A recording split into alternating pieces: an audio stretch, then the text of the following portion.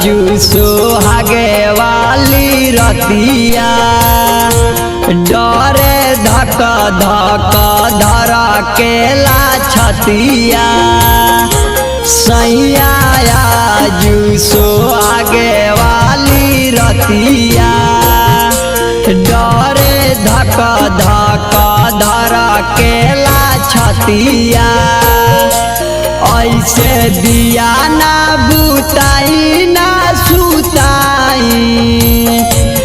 ऐसे दिया ना बुताई ना सुताई ना किली लगाई सैया चोए चोए पलंग ना हिलाई राजा जी चोए चोए पलंग ना हिलाई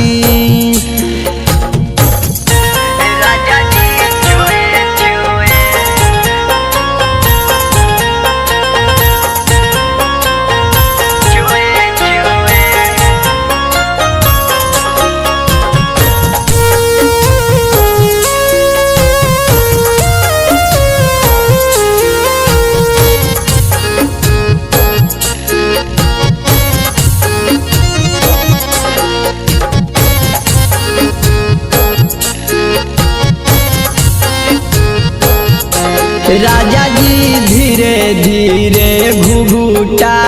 उठाई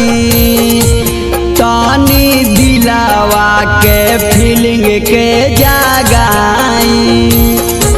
राजा जी धीरे धीरे घुघुटा उठाई तानी दिलावा के फीलिंग के जगाई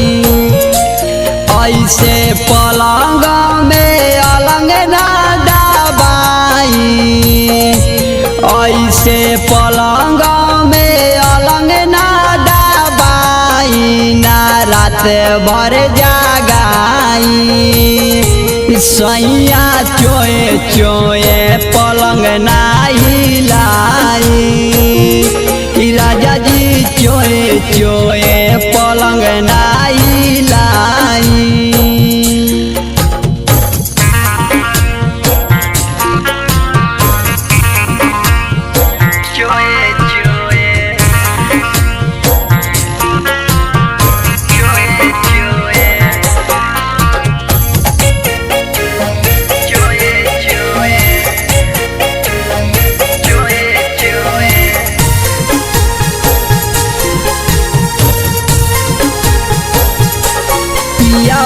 गते गते धरा तू कालाई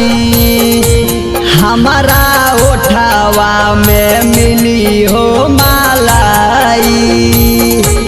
पिया हो गते गते धरा तू कालाई